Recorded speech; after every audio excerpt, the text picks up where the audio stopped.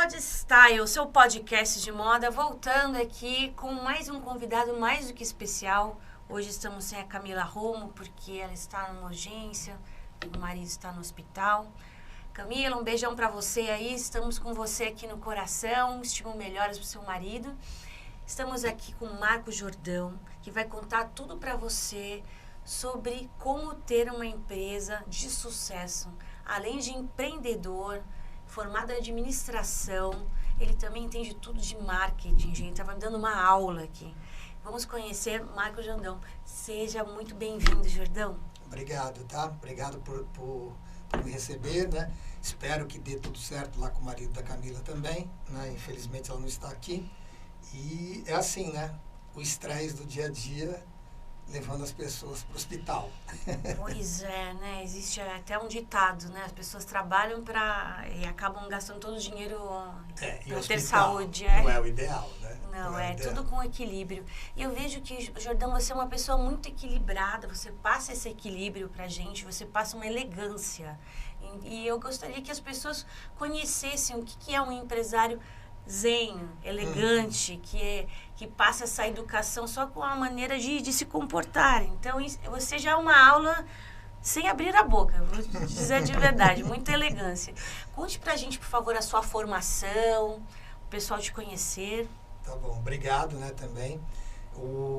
Na realidade, acho que tem a ver um pouco, claro, acho que com tudo, né, a forma como você leva as coisas, né, você tem que definir também seus tempos, né, o seu dia, não é fácil, né, eu também acabo nem sendo totalmente o exemplo, né, para mim mesmo, né, no meu dia a dia, porque nós temos, né, Adolfo Torreon, já são praticamente 5 anos, vai fazer 5 anos agora em setembro, e é um trabalho bem complexo, é um trabalho que exigiu muito, né, até aqui, e ainda eu estava levando uma outra empresa, né, que agora praticamente, eu estava até explicando para você que ela praticamente está offline já, né, apesar dela ter um servidor, apesar dela ter sido uma grande agência também, né, que é o que eu criei nos últimos 20 e poucos anos aí. Agência de marketing. De marketing web, né, a gente começou com toda a parte offline na época, trabalhando para a GQ britânica, né, trabalhando para o grupo Satsat, para a Publicis,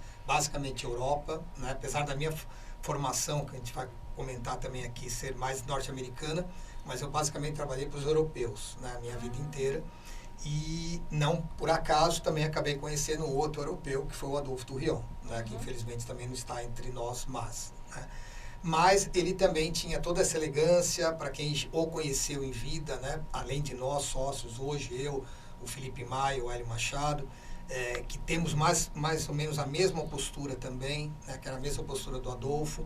Então, acho que os 4 sempre tivemos, né, essa forma de tratar bem as pessoas, de se comunicar da forma correta, né, com calma, né, não atropelar as coisas. Que nem eu te falo, como eu às vezes não sendo o meu exemplo total, né, pela atividade que a gente acaba tendo que levar, como eu te falei, porque a gente acabou levando 2 empresas aí durante um período, agora não mais, né, agora basicamente voltado ao Adolfo Torreon mesmo, e nada é fácil, né, então quer dizer, desde o início, né, se você for ver o meu início aí, dentro da área de estudos mesmo, né, quando eu estava estudando administração, eu até mudei também para o período noturno para poder começar a trabalhar, né? Então comecei a trabalhar bem cedo também, né? Dentro do que era possível, porque para nós homens também, se você não saísse do exército naquela época, estou falando aí em 84, 85, né? Lá atrás, você tinha que esperar, porque senão você não conseguia ser contratado da forma correta, ou da forma como você esperava também por uma empresa.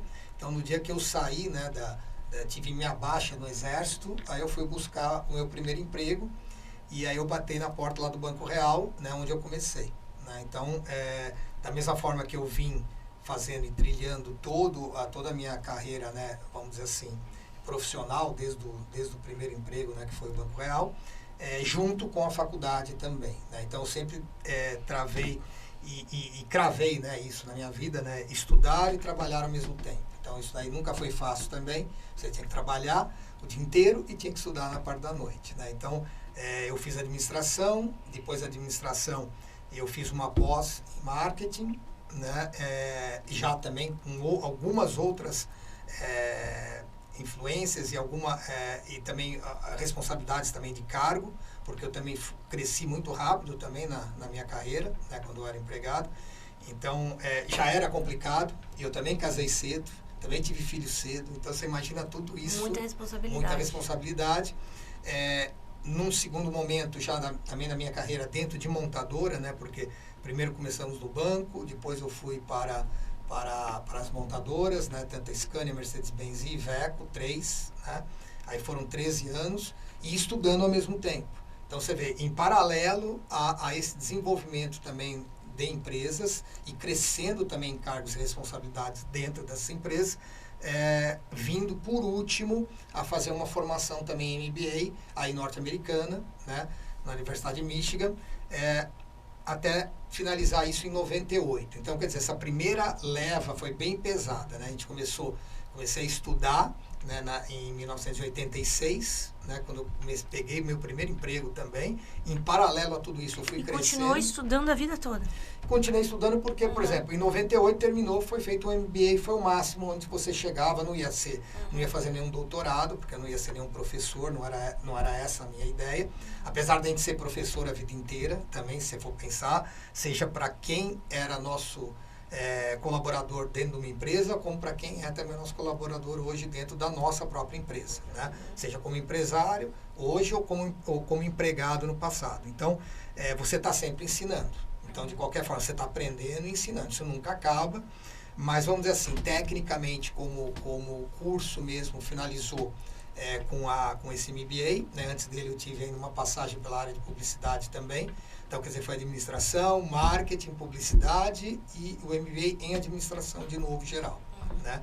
Isso em 98. E quando eu saí da indústria automobilística, né, em dezembro de 2000, você vê que não foi um pouco depois, em janeiro de 2001, quando eu abri a minha primeira empresa, vamos dizer assim, da área de propaganda, começar a trabalhar com propaganda e marketing, foram os primeiros 5 anos, né, 2001 até 2005, já foi complexo, já foi complicado.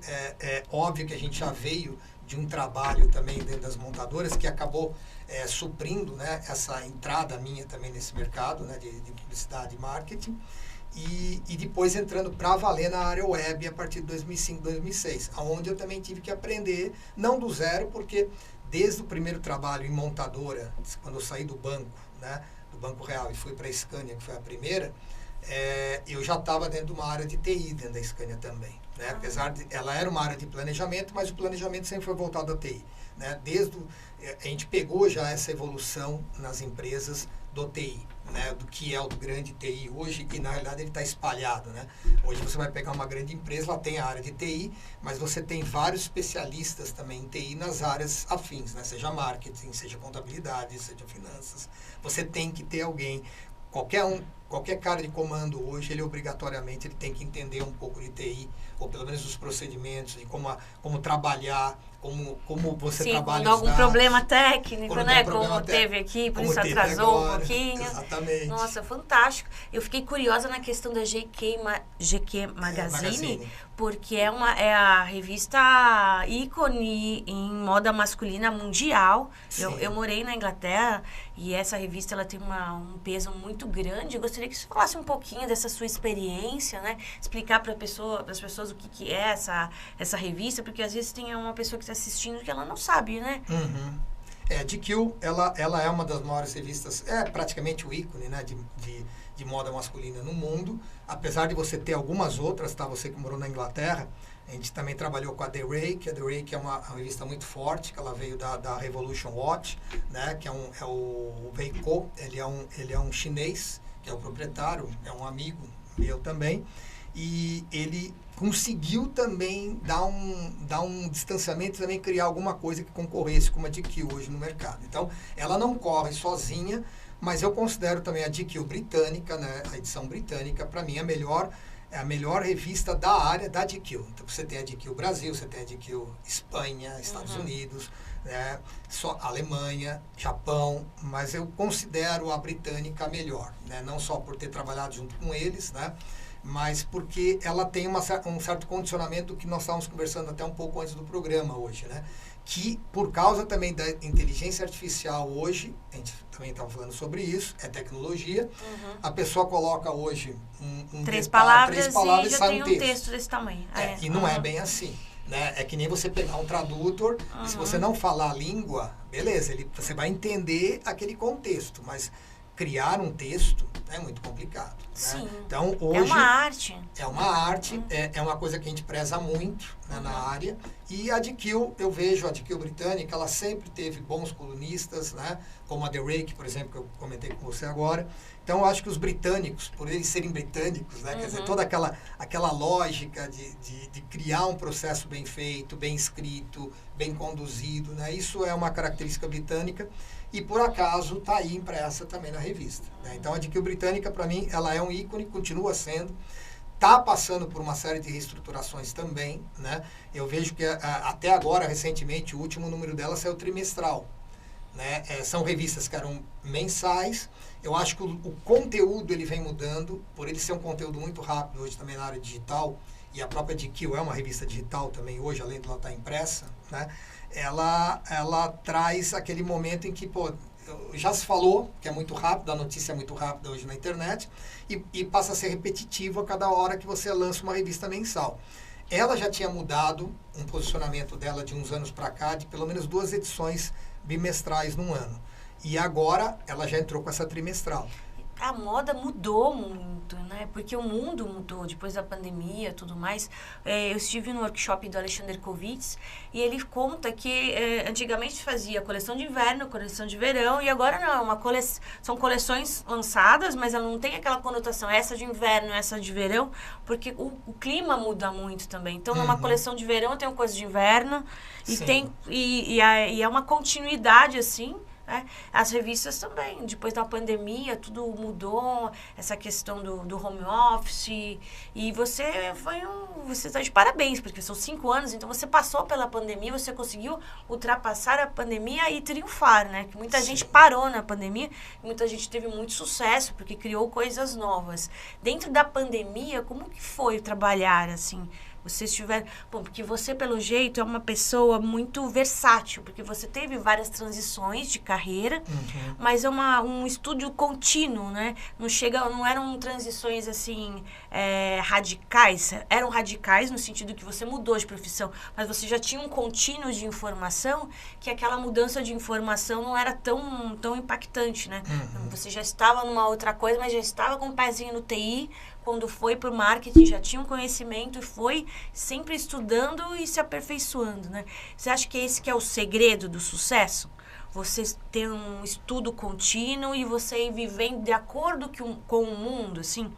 Porque aconteceu esse choque da pandemia que ninguém esperava, mas como você já estava nesse processo de estudos contínuo e de mudanças que você mesmo proporcionou, uma mudança de fora não alterou tanto, assim, acredito, na sua maneira de encarar a vida, né? Conta pra gente essa questão da pandemia, como que influenciou, como você lidou com isso? Eu acho que os exemplos estão aí também, né? Com relação até ao que você estava falando da própria GQ. Para os profissionais que têm a minha idade hoje, né, que eu tenho 55 anos, e nós crescemos com essa evolução, sei lá, fomos bem formados, vamos dizer assim, você viu um pouco do que eu coloquei, nem coloquei quais são as instituições, só a última que eu coloquei foi Michigan. Michigan naquela época era considerada a segunda melhor norte-americana.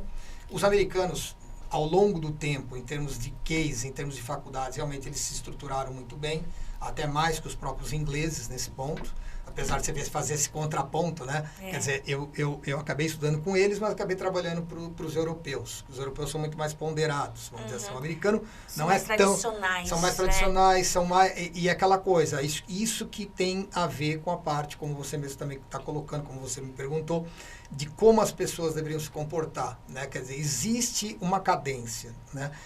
Eu conheci muitos CEOs, né, de empresas, né, principalmente as que eu trabalhei, as grandes, né, seja, vamos falar das montadoras, basicamente. O meu primeiro chefe, que foi o Luiz de Faria, que era o dono do Banco Real, que faleceu agora durante a pandemia também, que era um grande sujeito, era um médico, né, e era banqueiro. Eu diria assim, que não existe no mundo, e eu posso até te falar assim com propriedade, porque eu vi os desastres que aconteceram em várias empresas, acompanhando todo o histórico de muitas empresas no mundo, né? Porque você está ligado, você está com uma GQ, você está com uma The Rake, você está com grandes revistas, que elas também são muito pluralistas, né? Elas falam de moda, mas não falam só de moda, falam de lifestyle e de tudo que está acontecendo no mundo. Então, você tem que ter esse paralelo mesmo, como você bem me perguntou. Se você não tem esse paralelo, se você não tem uma junção pluralista, entender o mundo como ele está, realmente a coisa não vai para frente, né? É o que eu vejo hoje, por exemplo, com a própria GQ, dando o exemplo da GQ, né, que ela agora chegou já na trimestralidade, já logo nessa revista. Não sei se vai ficar, porque nem eles também sabem, porque tudo está mudando muito rápido. Agora, para pessoas que têm a minha idade, que hoje estão no comando, né, e o comando também ele é muito efêmero, né? Você também pode morrer, você pode também ser mandado embora se você é um CEO de uma empresa, dependendo do momento que você está também econômico. Mas, se você tem uma certa cadência, né? Eu acho que aí sim é o segredo do sucesso, porque você tem que primeiro se especializar em um determinado ponto. Se você não é um especialista em alguma coisa, nunca vai dar certo. Você tem que ser pluralista, mas você também tem que ser especialista. Então, você tem que entender da dinâmica do mundo para saber para onde está indo, para saber para onde você vai. Agora, você tem que ser especialista em alguma coisa. Se você não for, é a geração nem, como você vê aí hoje muita gente falando todas as gerações que vieram, não só dos millennials, né, que hoje é o ponto em foco, né, de quem está começando a está atuando já com cargos até de chefia, início de chefia no mercado, mas de um modo geral como qualquer outra geração. Quer dizer, a formação é importante, você entender como o mundo está e você ter um foco. Se você não tiver foco, não vai acontecer, né? Então, quer dizer, mesmo durante todo esse período, exatamente como você colocou, o meu foco sempre foi marketing, né? A gente começou na área financeira, mas logo depois já fomos para a área de montadoras. Montadora, basicamente, veículos, né? Seja veículos comerciais ou veículos de passeio, como o caso da Mercedes-Benz, no meu caso. E tudo isso ligado ao marketing, né? E mesmo dentro, por exemplo, da Mercedes-Benz, eu comecei já a trabalhar com moda lá, seja com a Giorgio Armani, com a Hugo Boss naquela época, estamos falando na década de 90. Então, quer dizer, uma coisa veio puxando a outra. Quando você pegar a minha carreira e você entrar lá dentro do meu LinkedIn, você vai ver que tem uma cadência. Apesar de ter mudado, parece que mudou radical. Não mudou radical. Você tinha uma expertise em marketing, que sempre foi meu forte. Marketing, propaganda, que é um detalhe do marketing. E aí continuou, mudou só a empresa, mas o marketing continuou. Continuou, mas também, se você for ver, não é só a linha de marketing ou a linha de tecnologia, que também tem a ver com marketing, né? Porque o marketing em si é número, né? O marketing é planejamento, não é propaganda. A propaganda é um detalhe dela, né? Então, o marketing mesmo com planejamento, você tem que ter o TI junto, por isso que eu sempre vim com o TI, né, nessa cadência todos esses anos, né, e me especializando cada vez mais e conseguindo mexer em ferramentas de marketing também no TI. Então, quer dizer, quando eu criei a agência em 2001, ela não era ainda totalmente web, mas tudo estava nascendo. O Google também estava se transformando naquela época. Você já estava começando a ter uma ideia, uma noção melhor sobre algoritmos, etc., e como trabalhar também o algoritmo. Né? Que são palavras, tudo envolve palavra, tudo envolve textualização. Por isso que a gente também agora, voltando até um pouco do que nós falamos, se você não souber escrever, realmente a coisa está complicada. Não adianta você depender só da máquina, você tem que saber dar a cadência. Né? Então, nessa história toda minha, se você for ver, tem a parte de marketing envolvida, a parte de TI, mas tem principalmente a parte que era voltada a lifestyle, a parte que era voltada a automóvel, que depois virou moda. E moda está em tudo. Né? Então, e o meu gosto mesmo. Claro, você vai falar para mim hoje que vim criado nesse mercado. Eu gosto de carro? Claro que eu gosto de carro, né? Gosto de uma Mercedes-Benz, gosto de uma BMW, né? Hoje mesmo nós temos um trabalho muito grande junto com a BMW também já aqui no Brasil, que são coisas que vêm da minha herança do que eu já trabalhei. Mas tudo isso voltou e se focou à moda. Se você for voltar lá em 96, que nem eu te falei, quando a gente começou a trabalhar com a Giorgio Armani e a Hugo Boss dentro da Mercedes-Benz, ela acabou virando o meu fim ao longo dos últimos 22 anos, entendeu? E tudo veio e aí veio uma cadência. Então, quer dizer, quando eu saí da indústria automobilística, eu deixei de ser empregado, eu passei a ser um empregador, vamos dizer assim, né, como a minha agência, eu também saí dela. Falei, não vou fazer mais nada para o mercado automobilístico. Fiz algumas coisas para parar de motociclismo, Harley Davidson, BMW, né? Tenho alguns anúncios que nós criamos naqueles primeiros 5 anos da agência, né, 2001 a 2005, que foram premiados, inclusive para a GQ britânica, principalmente a Harley Davidson, que são coisas que eu gosto. Eu já andei pouco de moto, não andei muito, né? Mas é uma coisa que eu gosto também. Então, você vê, eu trouxe isso, mas o resto não. Todos esses anos foram voltados à moda, a lifestyle, a cuidados. Eu via a indústria, a dermato, nascer da forma como ela é hoje, porque ela começou a nascer pesada mesmo a partir de 2001, 2002. Né? Então, eu fiz isso acontecer, trabalhei para grandes médicos, né? Trabalhei para grandes empresas de moda mundial, né? Seja Berluti, seja Ferragamo. Então, quer dizer, a Giorgio Armani, tudo isso foi um conjunto entre você ter a estratégia de marketing, você manter o TI com você, né? Porque a partir de 2006, lembra que eu te falei que tudo começou a ir para a web, com a linha digital, com o avanço da linha digital, o sinal digital. Então, tudo isso, essa mescla, e tá sempre aprendendo e tendo esse foco, né? Já que a minha expertise era marketing, era desenvolvimento, envolver com a parte de TI também para a área de marketing, números, né? E ao mesmo tempo você começar a entender que o seu fim é a moda, né? Como foi para mim, então você pode ver que, como eu te falei, se você pegar o meu LinkedIn, você vai ver que tem uma lógica, assim, que está escrito ali, mostra que você tem uma cadência. E eu acho que sim, você, respondendo o que você também perguntou, quer dizer, o segredo do sucesso está vinculado a isso, sim. Um dos principais pilares é esse. Qual é o seu foco, para que você nasceu, né? O que realmente é seu propósito, a sua expertise, né? E o que você gosta, entendeu? Porque tudo dá dinheiro, tudo dá certo se você tiver propósito e tiver foco, entendeu? Ai, que bárbaro. Então, nisso tudo, o que você diria que são os seus 3 valores principais? Eu diria que é o foco, né? A disciplina, né? Eu sempre fui muito disciplinado, então se eu defino alguma coisa, eu faço, eu cumpro. Tudo tem início, meio e fim. Né? Uma coisa que eu sempre falo para todo mundo, né, na vida, você tem início, meio e fim, em tudo. Em relacionamento, em empresa. Hoje nós estamos no meio. Né? Nós estamos saindo do primeiro processo da Adolfo Turrião de lançamento e indo para o meio, que isso demora, e uma hora ela tem um fim também. Tudo tem um fim. Nada é eterno, todo mundo acha que tudo é eterno, não é. São poucas as empresas que têm mais de 100 anos hoje. Se você for ver, a maioria quebrou. Ou a maioria já teve que mudar radicalmente. Eu acho que de repente ela não chega no fim, mas ela muda radicalmente, é como se tivesse realmente terminado o ciclo e se reinventando e mudando até a própria empresa. Mudam logo, mudam tudo e se refazem. Até o produto, né, os próprios produtos. Então, quer dizer, o primeiro ponto, né, como eu te falei, foco, né, objetivo, a parte específica de disciplina, né, que seria o segundo pilar, né, e o terceiro, né, o respeito às pessoas. Né? Então, na realidade, você tem que ter esse dinamismo, né, que é uma constante, né, no seu dia a dia, de você entender o próximo e ter uma empatia. Porque se você não entender o que o cara está falando com você, fica difícil. E não adianta você impor também se ele não está te entendendo. Entendeu? Escuta ativa. Escuta né? ativa. Eu acho que hoje falta muito isso, porque as pessoas estão numa pressa muito grande. Às vezes eu vejo por mim também, que às vezes eu estou dirigindo e às vezes eu quero ver alguma coisa que está no celular e isso é completamente errado, porque a gente está correndo tanto e às vezes a gente não consegue parar para se dedicar. E isso eu acho que é o maior erro.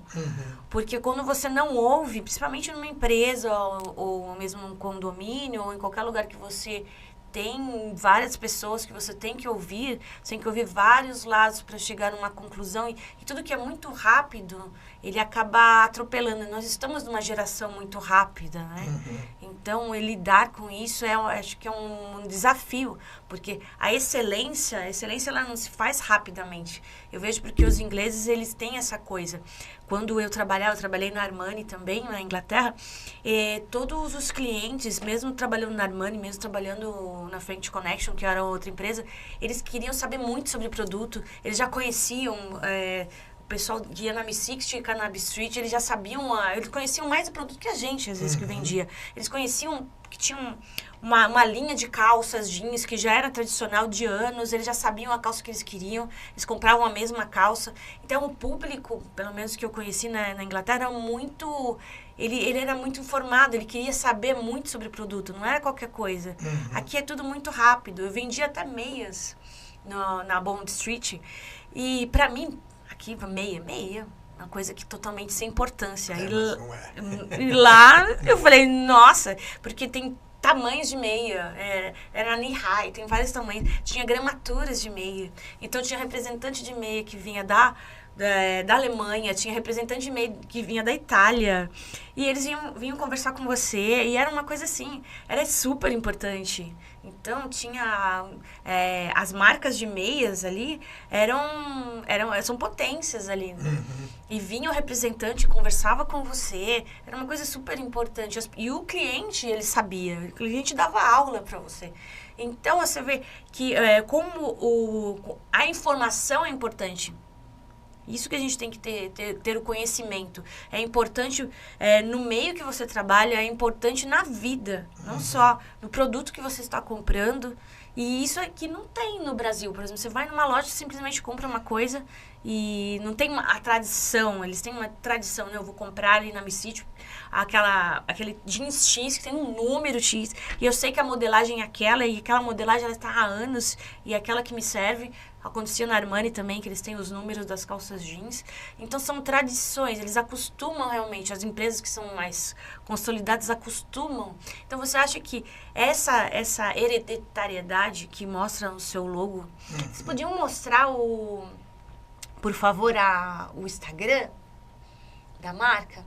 Essa hereditariedade, esse respeito pelo cliente que vocês têm na marca de vocês, a gente vê que é uma coisa tradicional mesmo.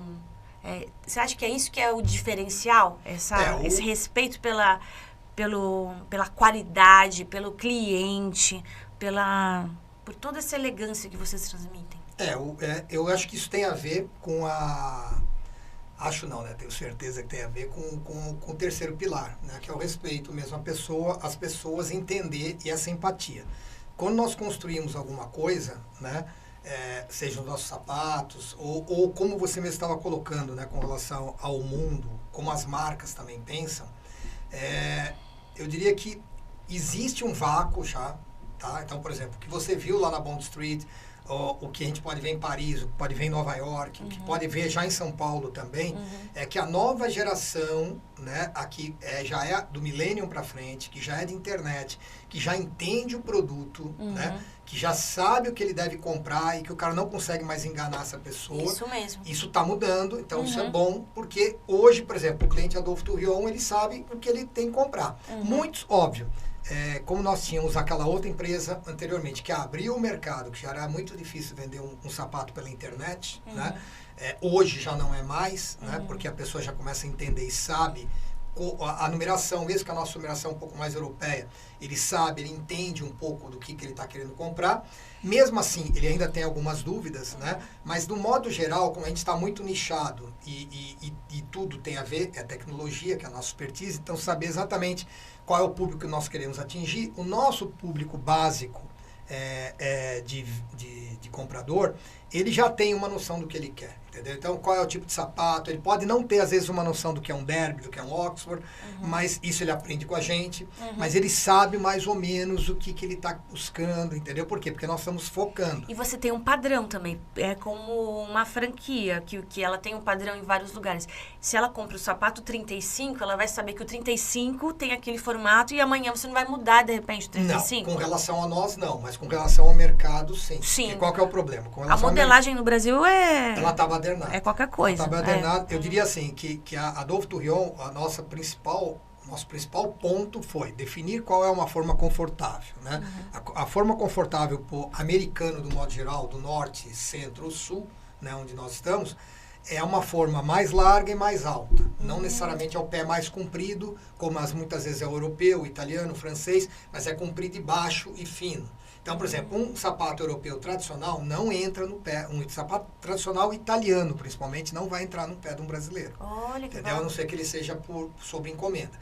Por que que a Ferragamo é um dos maiores vendedores do mundo de sapato? É o maior private label do mundo. Ele é o que mais fabrica private label, né?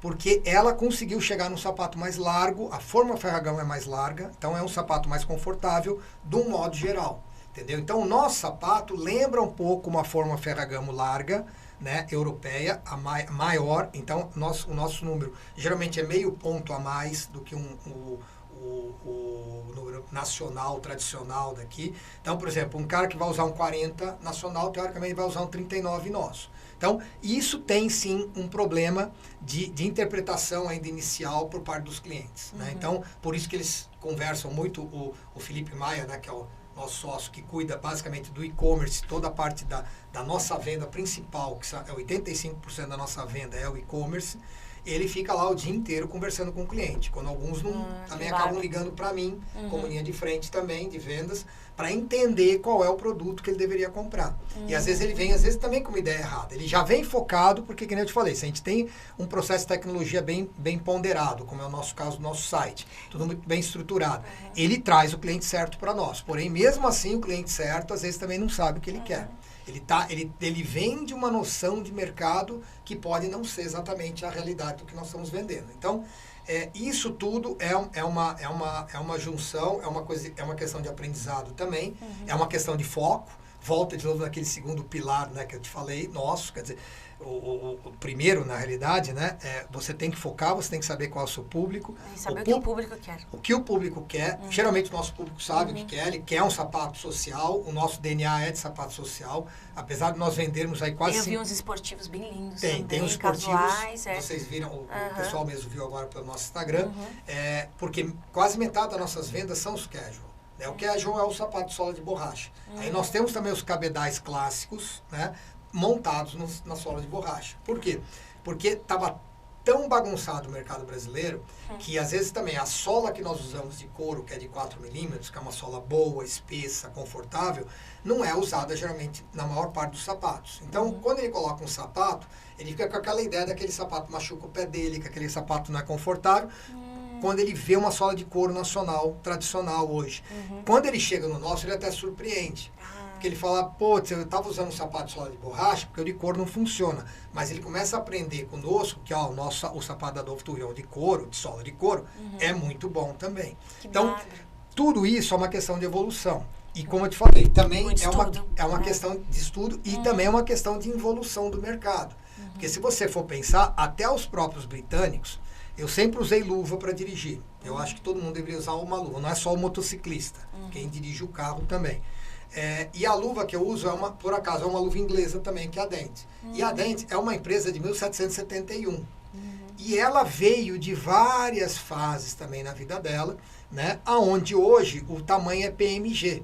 Não é mais por polegada. Antes você pedia uma luva por polegada. Então a sua mão é medida por polegada e vinha a luva exata para você. Nossa. Nem ela mais faz isso. Então existiu também uma padronização geral também do mercado por uma questão de custo. Né? As nossas próprias formas também. Eu poderia ter uma forma 39, 39,5, 40, 40,5. Não dá para ter isso. Além de ser custoso, é complicado e vai fazer uma confusão na cabeça do cliente também. Então, nós mantivemos também no Brasil o número 39, 40, 41, só que dentro deles há uma diferença grande. Quando você pega um número 39 nosso, 38, 39, 40, parece que são todos mais ou menos do mesmo tamanho. Eles sobem um pouquinho, não são tão maiores.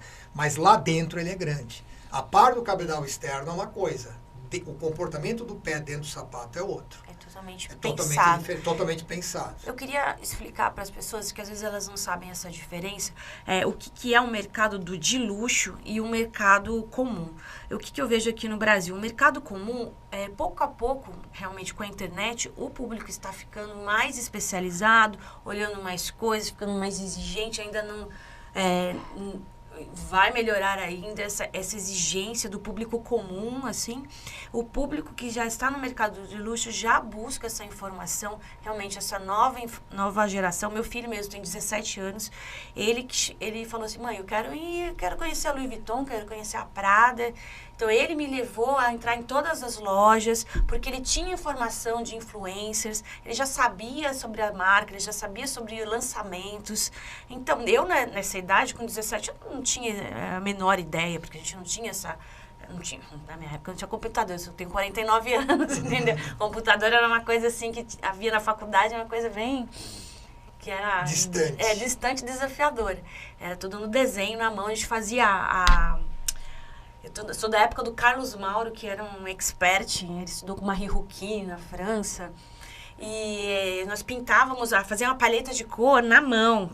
Fazia em 8 a paleta de cor.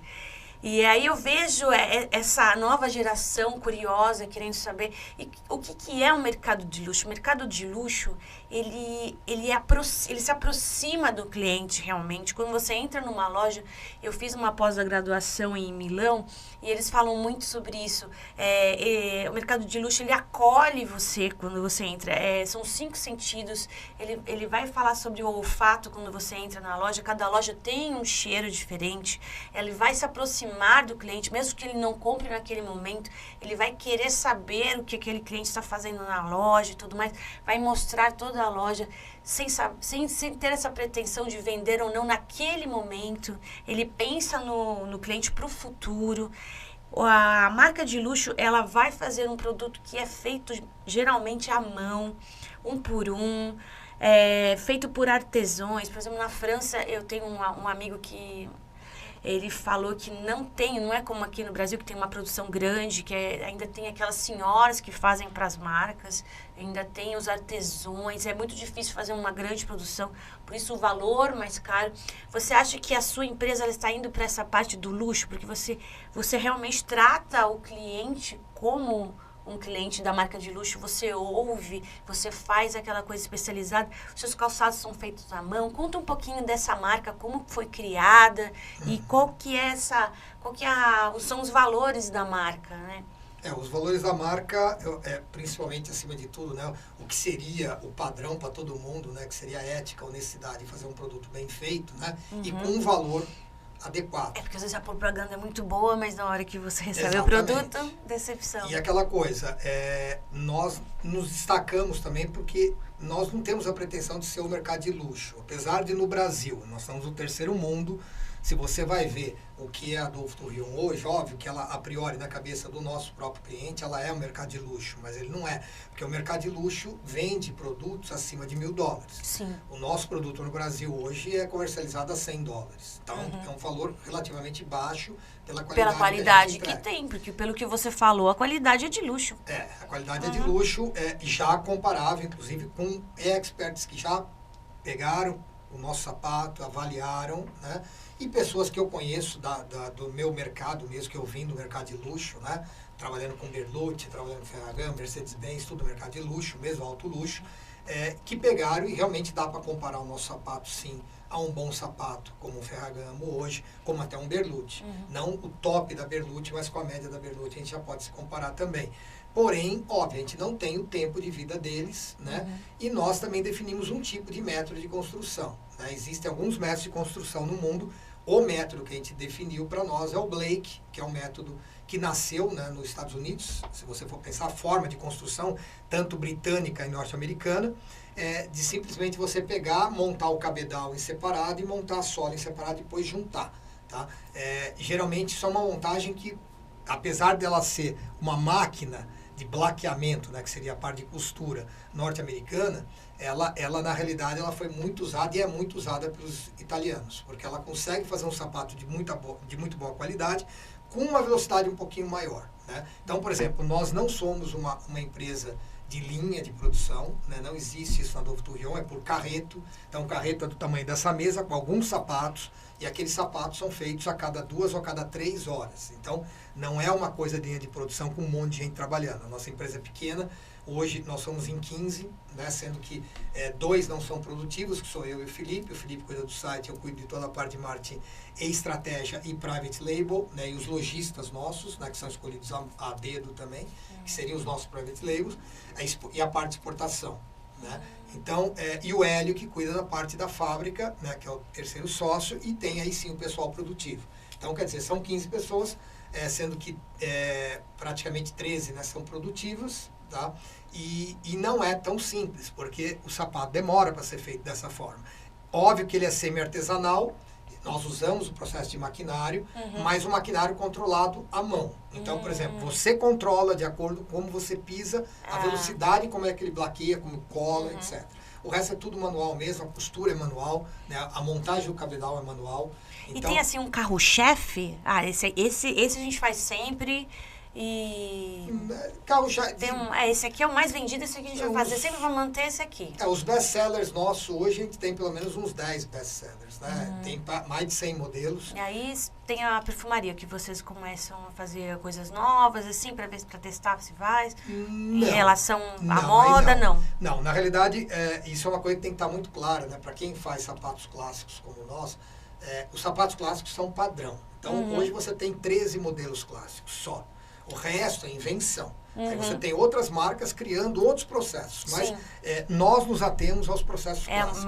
Mais tradicional, é uma linha, não tem aquela que, agora vamos... que feminino é assim, agora vamos lançar o rosa, vamos lançar não sei o quê, tem a tendência, não sei o quê. A cor tudo bem, óbvio que o homem, ele usa basicamente o marrom e o preto. Mais restrito. É mais restrito. Óbvio, eu mesmo uso sapatos coloridos. Eu sempre gostei de usar o sapato colorido, mas não é todo Posso ser indelicado e pedir para você mostrar o seu sapato pro pessoal aí? O sapato, dá até para ver ele aqui. Só que ele é meio, ele tá meio escuro, né? Tá vendo? Que a câmera não tá pegando, tá vendo? Isso aqui é um azul que eu estou usando hoje, tá? Que é um roll cut. Ele é muito bonito, porque ele é social, mas ele é azul, né? Eu nunca tinha visto isso. Ele é azul. Então, quer dizer, você sempre vai me ver com alguma cor diferente no pé, né? Aliás, porque eu também, a minha vestimenta basicamente é essa. Eu estou com uma roupa escura, eu estou com uma roupa clara, e o destaque é o sapato, já que nós fabricamos o sapato também, né?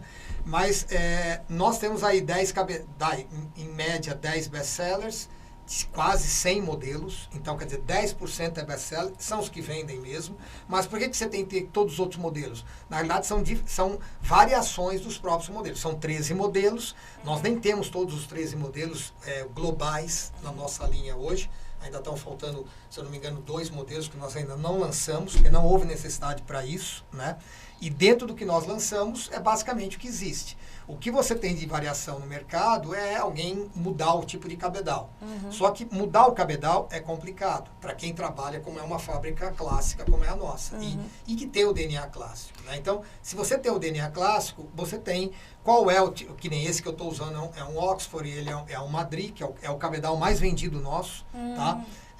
Realmente, quando eu me juntei, né, e nós montamos a empresa, né, tanto o Adolfo, o Hélio, o Felipe, eu, foi um sapato que eu quis trazer. Na época nós tínhamos um outro Oxford que era o campeão de venda e hoje ele é o segundo. Esse daqui ele acabou vindo com a minha chegada também. E é um sapato que eu sempre gostei de usar, mas não é um sapato que cabe no pé de todo mundo, como eu te falei. Né? O brasileiro, o americano, do modo geral, usa um sapato derby, é completamente diferente desse daqui.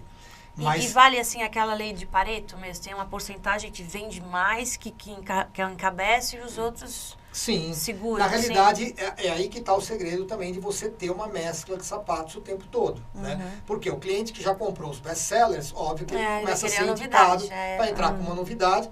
E essa novidade ela vai novidade dentro do estilo, porque ele sabe que vai servir aquele sapato, que vai ser confortável, né? Só que ele... E também aquela coisa, nós procuramos padronizar as formas. Então, antes nós tínhamos mais formas, hoje nós temos bem menos formas, justamente para que o número 39 é o 39 mesmo.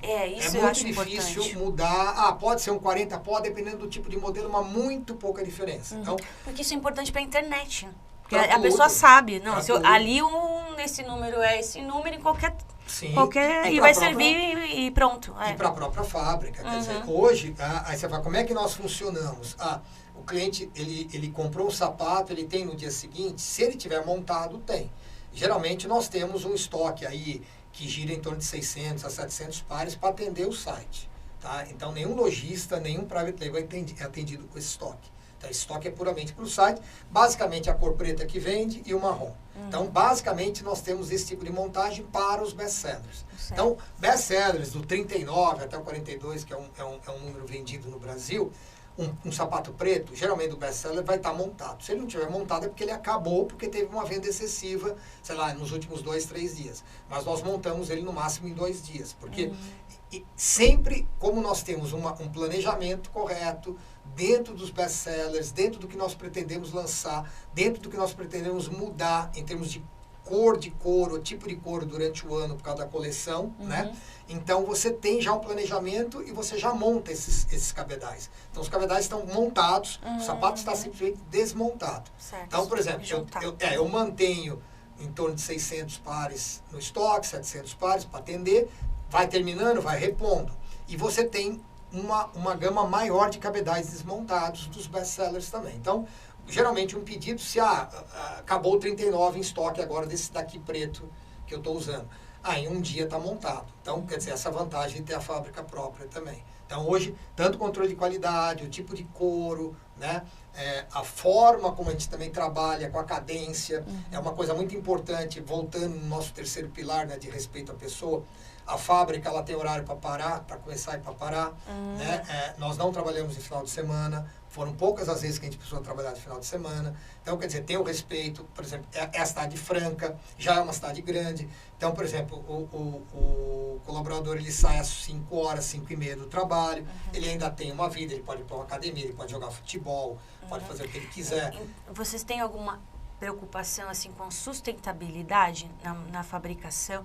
Já vejo a preocupação com sustentabilidade com os funcionários, que isso é muito importante, porque a sustentabilidade não é só as coisas que são feitas de maneira que não poluem, mas sim você ter esse carinho pelos funcionários, né? Não ter trabalho escravo, porque existem algumas empresas que têm. Então, já tem esse carinho dos funcionários, a maneira que as pessoas entendam também que o sapato de couro, o couro, ele é menos poluente do que um couro fake. O couro fake polui muito mais, porque tem muitas químicas, né? E o couro natural, ele é reutilizado, porque se você come a carne, sempre sobra também o couro. Carcaça. Então, é uma coisa que deixa de ser uma reciclagem também, né? Mas qual que é o seu posicionamento nessa questão de sustentabilidade que hoje em dia no mundo é falado tanto? Hoje, o ESG, né? Que já é uma coisa antiga, né? Você está falando de ESG já desde 2002, né? Sim. E parece que nunca entra isso. Por que não entra? Porque a grande parte da indústria não consegue manter todo aquele ESG. Por causa dos impostos também, não só os impostos. A forma de fabricação também vem mudando. Então, se você pegar o século XX, né? O século passado, tem muita coisa que hoje ela está fora completamente do ESG. Mas ela veio daquele jeito. Então, demora para uma empresa grande também se adaptar. Sim. A nossa, que é pequena, nós já começamos dessa forma. Então, nós somos praticamente 100% ESG. Só nós não cumprimos todos os requisitos ESG, porque nós nem temos todos aqueles requisitos, nem precisa. Mas, basicamente, todos os que são necessários para nós cumprirmos, nós cumprimos. O máximo que podem, que ótimo. O máximo que pode. Então, e está lá no nosso site, se você entrar, tem uma aba eco-friendly no nosso site, onde você tem um sapato verde lá, um couro verde, e fala um pouco sobre isso, sobre SG e tudo que nós trabalhamos, e principalmente, né, o curtume que nós trabalhamos, que é o curtume de quem nós compramos hoje em Franca, é um dos maiores curtumes do mundo, né, por acaso está em Franca, tem quase 150 anos de vida, é um gigante, né, basicamente exportação. Poucos fabricantes como nós conseguem adquirir alguns couros, como o box dele na gramatura que nós adquirimos, porque nós somos certificados para isso. Não é todo mundo que pode usar aquele couro também. E o couro da Della Torre, que é esse curtume, ele é um couro totalmente certificado pela WG, é Gold Certificate, então só trabalha com vacas de 5 metros. Né? Você tem que ter uma lógica de como essa vaca foi criada, como mataram essa vaca, entendeu? Claro, porque vão usar a carne dela e nós vamos usar o couro. Sim. Então, quer dizer, como é que isso é tratado, como é que isso chega, como é que isso daí... basicamente, o nosso couro, nós falamos que ele não usa cromo, óbvio, tudo usa cromo, né? Só que o cromo é usado só na primeira entrada, então quando você vai tingir o couro, quando o couro ele entra, ele vem aquela carniça, depois ele tem todo aquele banho de amônia que ele fica azul, ele dá aquela elasticidade no couro. A partir daí, ele é usado o sulfato de cromo. Então, o sulfato de cromo só é usado na entrada desse tipo de curtume com quem nós trabalhamos hoje. Então, ele não seria um Gold Certificate. Então, ali você praticamente, o sulfato de cromo, que é perigosíssimo para o meio ambiente e para o ser humano também, ele praticamente ele impregna quase 90% no couro. Só 10% vai para o mercado, para a natureza, e aí você tem que retrabalhar. Então, tem todo um retrabalho dentro do curtume. Sem poluir. E o final, depois que você trabalha todo o couro, porque ele realmente ele é impresso. Tá? A forma como vem o couro, qual o desenho do couro, é uma impressora aquilo. Tá? O couro ele é liso. Depois que você dá o banho de amônia nele, ele expande, ele fica meio encharcado e ele fica de uma textura lisa. Então você vai trabalhar o couro de acordo com as máquinas que você tem. Então, aí você vê um tamanho de uma delator, é gigantesco esse curtume, e ele vem trabalhando como se fosse um processo de impressão mesmo. No final, ele tem que ser tingido de novo, né, para dar o acabamento. Aí ele é tingido com anilina. Então, a anilina, ao contrário do cromo, alguns outros curtumes hoje no mundo usam cromo. Por isso que lá nos meus textos, inclusive o nosso blog está lá, ele não tem cromo. Claro que ele tem cromo, mas ele não é acabado com cromo. Porque na hora que você joga a anilina, ela vai lá e gruda e ela fixa por camadas também dentro do couro, sem ter desperdício de tinta e sem isso ir para o meio ambiente. Se você usar o sulfato de cromo no final, no último tingimento, 90% vai para o ambiente. Então, isso é muito complicado. Isso então, é muito importante. Muito importante saber. Então, quer dizer, hoje qualquer grande marca, você fala, cromo alemão. Não existe isso mais. Existia no meio do século passado, onde tudo era... Você não tinha o processo de coloração de anilina no final. Então, era tudo cromeado. Só que desde o momento que começou a se pensar no meio ambiente, a coisa veio evoluindo e hoje nós trabalhamos dessa forma, nosso curtume também trabalha dessa forma, não existe mais esse tipo de processo, não na nossa mão. Então, quer dizer, nós não temos o couro de carneiro, nós não temos o couro de vitelo, que são animais menores, que é outro problema também no mercado. Então, quer dizer, hoje a certificação se dá em torno, né, de vacas de 5 metros, e dentro dessas vacas, a partir desse couro que é tratado, lá também teve um ciclo de vida dela, não foi morta da forma incorreta também. Então, quer dizer, tem uma série de coisas que são levadas em consideração. E, claro, você tem os veganos, você tem os vegetarianos, só que é exatamente o que você falou. O nosso sapato, ele é praticamente biodegradável, porque ele usa basicamente o couro, ele usa um pouco de borracha vulcanizada. A borracha vulcanizada é um problema, mas ela vai desgastando. Então, quer dizer, a tendência dela é morrer, principalmente no salto do sapato. Usamos o MDF na sola, no salto, né, no taco. E usamos uma lâmina de aço na dobra da nossa palmilha, para dar a dobra e o conforto da própria palmilha também de couro. Então, tudo isso pode ser reciclado. Então, realmente, o nosso sapato, ele é praticamente 100% reciclado, né, se ele um dia for reciclado. Hoje nós ainda não temos, nós pretendemos entrar também com a parte de reciclagem mais para frente. Então, quer dizer, o cliente vir até a Adolfo Torreon, quiser comprar um sapato novo e eu recomprar o sapato velho dele. Sim, essa fantástico. é uma ideia nossa, ainda estamos trabalhando nisso, ainda está longe, porque nós temos que ter um processo de reciclo e ainda não existe isso, nem nacional, pouco ainda a nível internacional. Mas nós estamos caminhando para isso também. Então, tudo isso é pensado. Então, quer dizer, o nosso público, ele sabe o que ele está comprando. Quando ele não tem ainda a noção total, nós passamos isso para ele, né? Então, é muito focado, é muito seleto.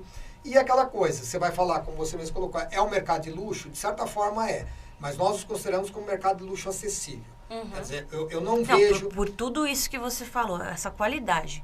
Ia vender a $100? Nossa, eu quero comprar para dar de presente, porque é uma joia. É totalmente pensado, é totalmente feito assim, realmente com as qualidades do mercado de luxo. Exatamente. Jordão, eu tô adorando conversar contigo aqui. Eu podia ficar mais tempo, mas hoje nós vamos receber o Charlie Chaplin brasileiro aqui, que deve estar aqui já pronto. Eu até pulei a parte do intervalo que eu falo do Cauê Mesquita. Se vocês puderem passar, por favor, o site do Cauê, o Instagram, e agradecer ao Cauê, porque hoje não tem docinhos, porque o Cauê, ele não só faz doces, ele também faz quadros, ele é um artista plástico, e ele fez aqui, ó, fez esse... O da Adolfo Torreon, que eu agradeço muito. E aqui o do podcast, olha que bárbaro, ele pintou. Muito obrigado também, Muito Cauê. obrigada, Cauê Mesquita. Aqui vocês podem acompanhar o trabalho do Cauê. Ele faz doces incríveis. Você fala o que você gosta, o sabor. Ele faz pão de mel do jeito que você... Acho que você já experimentou, Sim, né? O sim, docinho já. Cauê é muito gente boa. E além dos docinhos, ele fez o nosso Homem-Aranha que veio aqui. Além dos docinhos, ele pinta e ele faz joias, viu? Ele é joalheiro. É joalheiro também. Veio do pai dele, né? Ele aprendeu com o pai. Ele é bem versátil. Bem versátil. Puxa, estamos nos nossos minutos finais. Eu quero agradecer muito a sua presença. Acho que nós aprendemos muito hoje. Eu teria mais perguntas para fazer em relação ao marketing. Aliás, eu vou te ligar depois para perguntar Claro. como utilizar o marketing a nosso favor. Você falou para ter um site.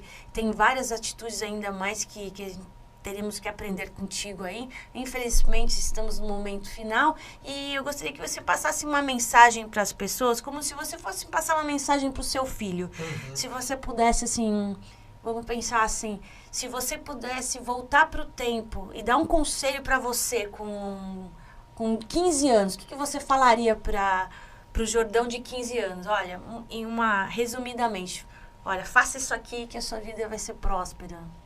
Eu dentro do que foi feito até hoje, se você perguntar para mim se eu voltaria a fazer tudo, acho que eu voltaria a fazer tudo da mesma forma, porque foi a forma que eu vi que foi a correta até agora, tirando os acidentes e percalços que todo mundo tem, né? Mas é uma coisa que eu sempre falo, sempre tem que estudar. Se você não estudar, não vai dar certo, entendeu? Então, acho que o principal ponto da vida é estudar o tempo todo, né? Desde pequeno, e se interessar pelas pessoas, se interessar pelos relacionamentos, né, principalmente, entender as pessoas.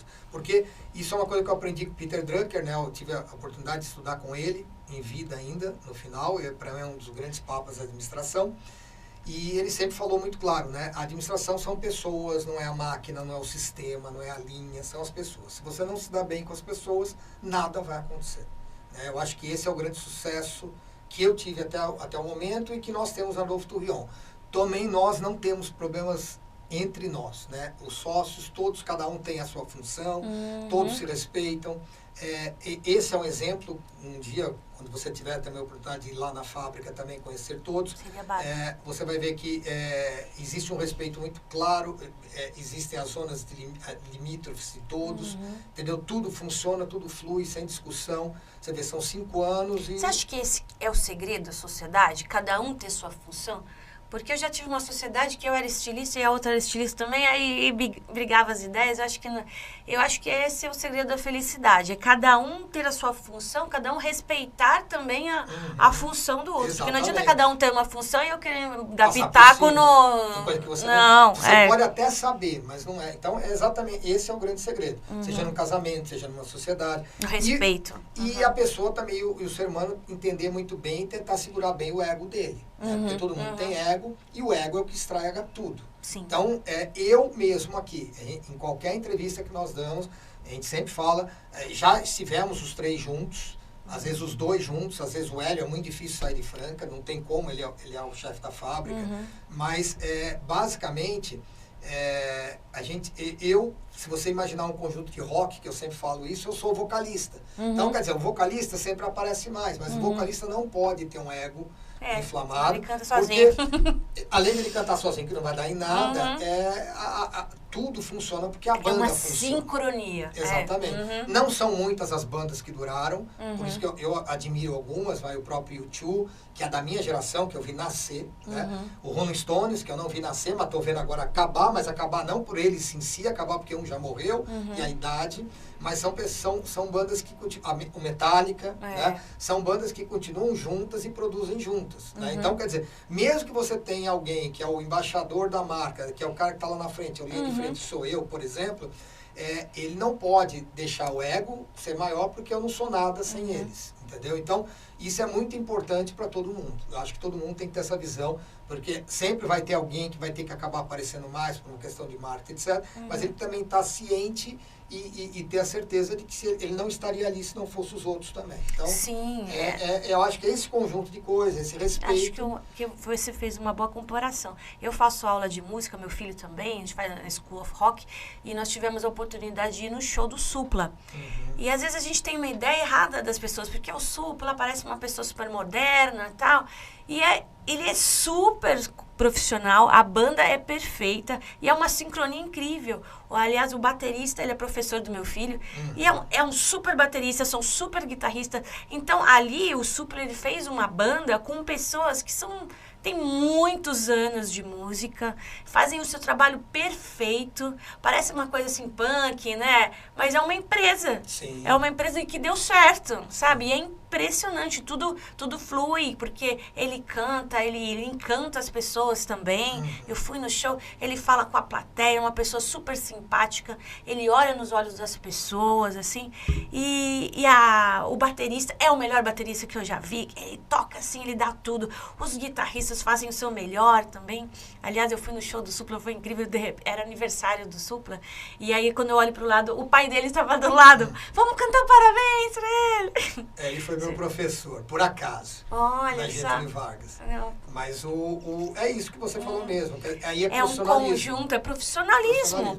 E foco, cada um tem um foco. Sim. E ele faz isso com excelência. Ele é um músico, ele pode tocar uma guitarra, pode tocar uma bateria, pode, mas ele é o vocal. É. Então, tipo assim, não adianta cada um...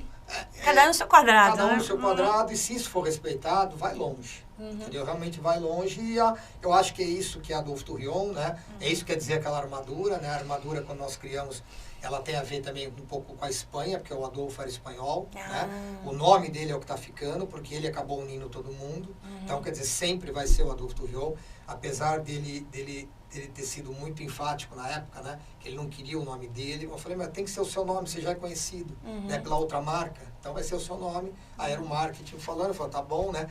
E a armadura realmente tem a ver com toda essa hereditariedade, essa pujança, tradição, né? A força, né? Ela é aço, então é uma coisa que dura, né? É que nem você falou do Supla, né? Que eu também conheço ele. O Supla, ele parece ser um louco e não é. Não é. Nenhum que parece ser louco, como eu, muitas vezes faz cara louco. Não, o Stone faz aquela cara e tal, e é um super ele, profissional. basicamente, ele vai ser um tradicional, entendeu? Porque isso que é o que funciona. Então, mesmo que você seja um cara mais eloquente, etc., você tem que ter uma linha de raciocínio. Por isso que também os nossos sapatos, se você, isso até finalizando, né? E falando até dos ingleses de novo, como a gente começou, a básica, a formação e a definição dos cabedais, quem deu foram os ingleses. Então, o sapato começou com os árabes na Europa, né? A forma, o colorido, a forma de criar sapatilha veio do mundo árabe. O europeu só andava de sandália na época. E dali para frente, quem melhorou isso foram os ingleses. Então, a padronização é inglesa. Na realidade, se você for ver, né, desde Carlos Magno, né, na instituição, saído do feudalismo para as cidades, a padronização é tudo inglês. Então, o nosso mundo ocidental, né, a forma como a gente vê tudo, os produtos, a base veio da Inglaterra. E agora nós vamos encerrando, porque vai vir outro inglês aqui na nossa pauta, né, que Charlie Chaplin era inglês também. E nós vamos receber aqui o nosso Charlie Chaplin brasileiro, que faz trabalho voluntário. Muito obrigada, Jordão. Eu acho que você tem que voltar aqui quando a Camila estiver. Camila, um beijo. Já você vai estar de volta aqui com a gente. Foi incrível. Tenho muito mais o que falar contigo. Eu amei de verdade, Jordão, de verdade. Espero um dia que eu e a Camila a gente possa filmar ali na sua empresa, mostrar para as pessoas como é que é uma fábrica de sapatos. Ia ser incrível. Pois estamos encerrando por aqui. Obrigado. Gratidão. Sigam o Jordão. Comprem esses sapatos incríveis. Tem um preço assim super acessível pelo tamanho da qualidade. Agora vocês sabem tudo sobre sapato. Muito obrigada por esse trabalho de hoje. Jordão, foi incrível. Muito obrigada por vocês assistirem. Até o próximo Pod Style. E hoje vai ter dobradinha. Vamos ao vivo de novo com o Marcelo Scópio, que ele é o Charlie Chaplin brasileiro. Até mais, gente. Não saiam daí. Beijo. Gratidão. É isso aí. Ficamos por aqui.